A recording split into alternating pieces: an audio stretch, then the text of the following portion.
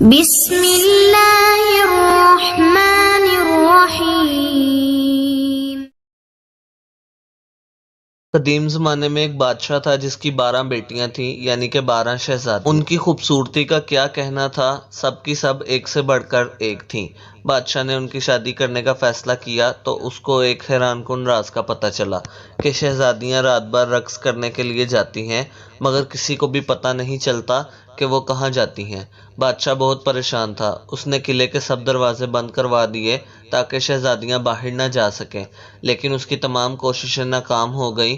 وہ پریشان تھا کہ آخر ماجرا کیا ہے۔ بادشاہ نے اعلان کروایا کہ جو کوئی شہزادیوں کے رقص کا پتہ لگائے گا اسے اپنی پسندیدہ شہزادی سے شادی کرنے کا موقع ملے گا، اور وہ میرے مرنے کے بعد بادشاہ بھی بنا دیا جائے گا، اور اگر وہ 3 دن میں اس راز کا پردہ فاش نہیں کر پایا تو اسے موت کی سزا دی جائے گی۔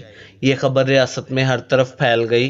ایک شہزادہ آیا جو رقص کے راز کا پتہ لگانا چاہتا تھا۔ اس نے کہا، میں آپ کی پڑوسی ریاست کا شہزادہ ہوں اور شہزادیوں کے رقص کا پتہ لگانے آیا ہوں۔ بادشاہ نے اس کا استقبال کیا۔ رات کا کھانا کھانے کے بعد اسے شہزادیوں کے کمرے کے ساتھ والا کمرہ سونے کے لیے دے دیا گیا۔ شہزادیوں کے کمرے کا دروازہ کھلا رکھا گیا اور شہزادے کا پلنگ ایسے رکھا گیا کہ وہ ساری رات ان پر نظر رکھ سکے۔ رات کو شہزادیاں اس کے لیے شربت لے کر آئیں، جس کو پیتے ہی اسے نیند آ گئی۔ جب اس کی آنکھ کھلی تو شہزادیاں رقص کر کے واپس آ چکی تھیں۔ 3 دن ایسے ہی چلتا رہا۔ چوتھے دن جب شہزادہ بادشاہ کے سامنے حاضر ہوا تو اس کے پاس بادشاہ کے سوالوں کا کوئی جواب نہ تھا۔ بادشاہ نے اسے موت کی سزا دے دی۔ یوں ہی بہت سے لوگ آئے لیکن سب ناکام رہے۔ پھر ایک دن ایک زخمی سپاہی اپنی قسمت آزمانے بادشاہ کی ریاست کی طرف چل پڑا۔ راستے میں اسے ایک بڑھیا ملی۔ سپاہی نے بڑھیا کی مدد کی۔ بڑھیا نے بدلے میں اسے ایک پوشاک دی اور کہا کہ یہ پہن کر تم کسی کو نظر نہیں آؤ گے، اور یہ بھی بتایا کہ جو جوس شہزادیاں تمہیں دیں گی وہ مت پینا۔ سپاہی بادشاہ کی ریاست میں پہنچ گیا۔ بادشاہ نے اس کا استقبال کیا اور اسے بھی شہزادیوں کے رقص کا راز معلوم کرنے کے لیے 3 دن دیے گئے۔ رات کو بڑی شہزادی اس کے لیے جوس لے کر آئی۔ سپاہی چونکہ بہت ذہین تھا، اس نے جوس پی تو لیا مگر نگلا نہیں، کیونکہ اس نے منہ میں سپنج رکھا ہوا تھا۔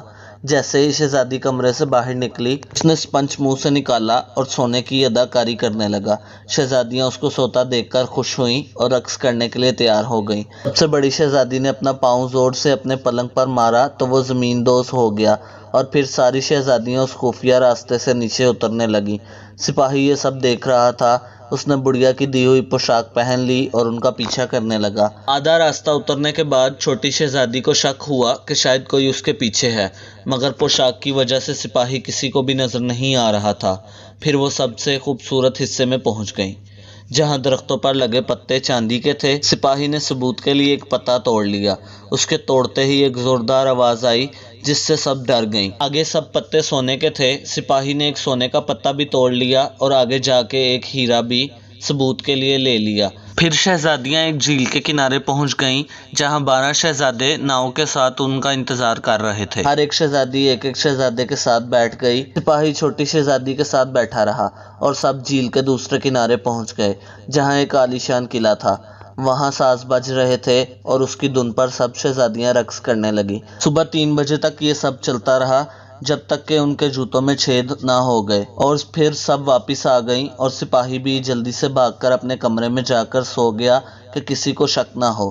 یہ سلسلہ کئی دنوں تک چلتا رہا۔ سپاہی ان کا تعاقب کرتا رہا اور ثبوت بھی لاتا رہا، اور ان سے پہلے ہی آ کر سو بھی جاتا۔ یوں کسی کو شک بھی نہیں ہوا۔ جب فیصلے کی گھڑی آئی تو بادشاہ نے سپاہی کو بلایا۔ سپاہی نے کہا، عالی جا سبھی 12 شہزادیاں اپنے کمرے سے زمین دوز سرنگ سے جاتی ہیں جہاں ایک قلعہ ہے۔ اس نے ثبوت بھی دکھائے۔ شہزادیوں نے یہ سب مان لیا۔ بادشاہ نے اس سپاہی کو خوب انعام سے نوازا اور پوچھا، میری کس بیٹی سے شادی کرنا چاہتے ہو؟ اس نے سب سے بڑی شہزادی کو پسند کیا اور پھر دونوں کی شادی دھوم دھام سے کر دی گئی۔ بادشاہ نے اعلان کیا کہ میری وفات کے بعد میرا داماد اس سلطنت کا بادشاہ ہوگا، اور پھر سبھی ہنسی خوشی رہنے لگے۔ اگر آپ کو یہ کہانی پسند آئی ہے تو مزید اس طرح کی کہانیوں کے لیے میرے چینل کو سبسکرائب کریں اور بیل کے آئیکن کو پریس کریں تاکہ نئی کہانیوں کی نوٹیفیکیشن آپ کو سب سے پہلے مل سکے۔